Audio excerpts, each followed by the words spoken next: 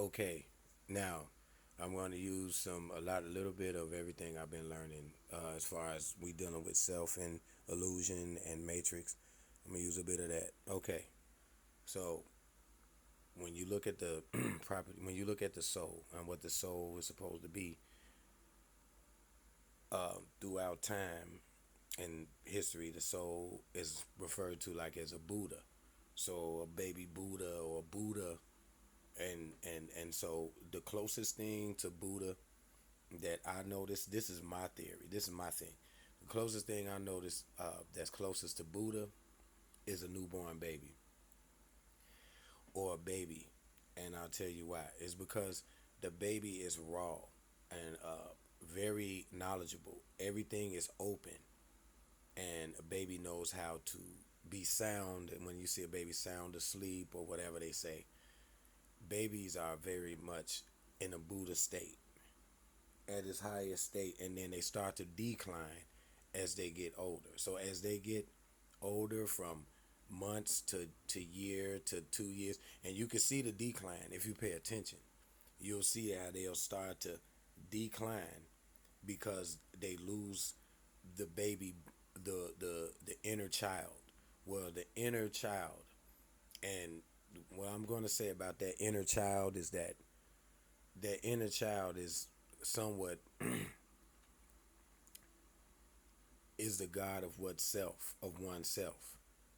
Um, that inner child begins to go to sleep, but not all properties of it goes to sleep as you get older and you start putting poisons in your body and start getting all of this crap thrown to you about what God is, who God is, what this is, what that is.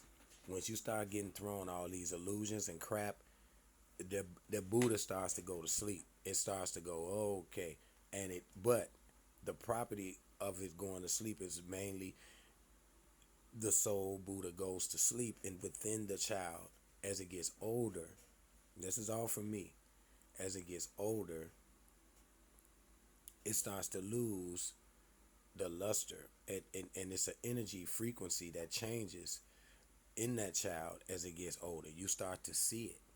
It starts to formulate into a more physical and a mental dominated entity as opposed to just a free open entity, willing to learn or willing to relearn what it already knows. So as the Buddha starts to go to sleep, the child starts to disappear, depending on what you put in your life, who you put in your life, or just your genetics.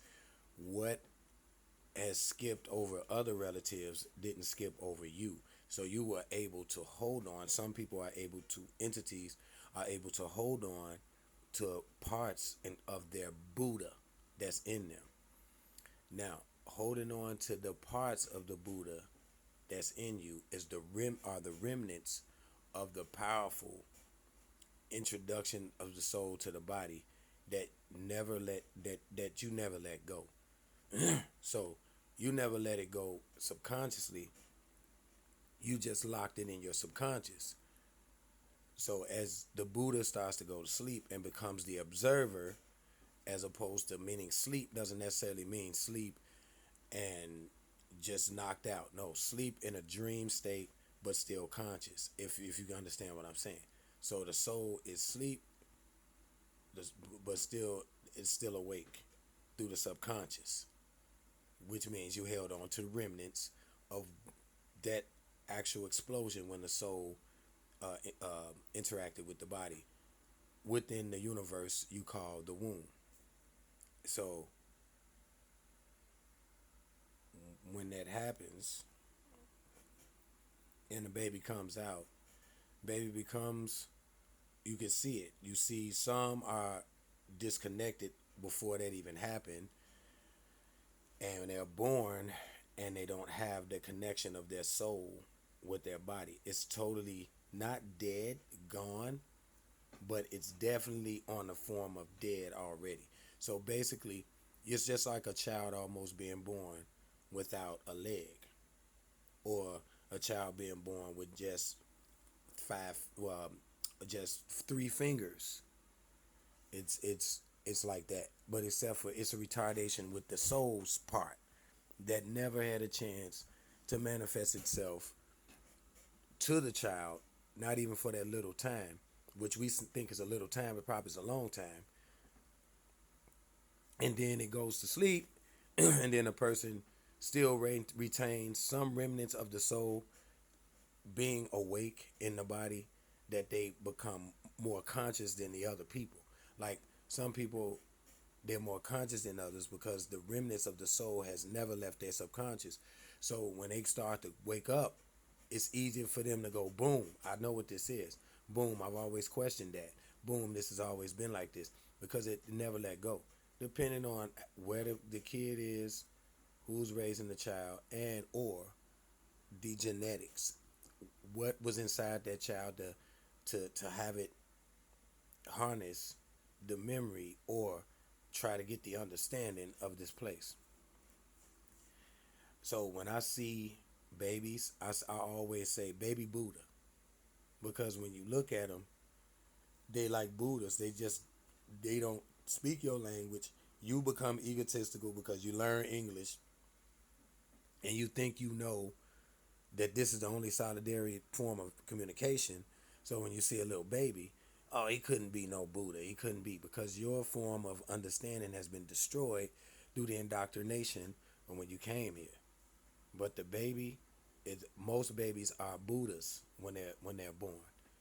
Some are soulless, or it seems like they don't have a soul or a conscience, because whatever happened before they got to this reality messed them up. So they were pretty much doomed when they got in this reality. Pretty much doomed. And it's sad to say, but that's just like a child being stillborn, or a child being born with a abnormality, one that's not connected to the soul. Not one time when it got into this place, soul was gone. When it got into this place, the Buddha was already gone. The Buddha within the child was already gone. So they didn't have a chance to still have remnants of that, then slowly learn in their life, and then lose it but still keep it. Some are just born and they don't have it. And that's why you got some children that seem like they have no compassion, no nothing, because when they came, they didn't have it. So it was nothing you could do from the get-go. They were already, it was pretty much like a stillborn child, but they're alive. You know what I'm saying? Similar to that. So that's my take on Buddha, baby Buddha, and the connection into the matrix. So in other words, you connected to the matrix, and then within the mom. You know how when we watch the matrix, right? And they got that cord and it's hanging onto them. You connect through that. And then as you get here, when you get here in the physical, now it's manifested because you were born into the physical, but it started somewhere else when you were asleep. It's like when you look at the Matrix and you see how they were in those things and they were asleep, but in reality they were in those things sleep. They never came into this world at all. They was just, so that enactment of you being hooked up to umbilical cord is an enactment of you being somewhere else first, and you being reborn into this reality.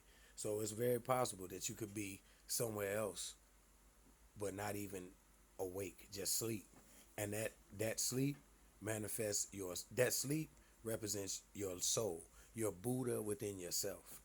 And so when you see the Matrix and you see them sleeping, the sleeping Buddha, the one that sees but sleep, you know what I'm saying, and chooses to do what it does to learn things in this reality.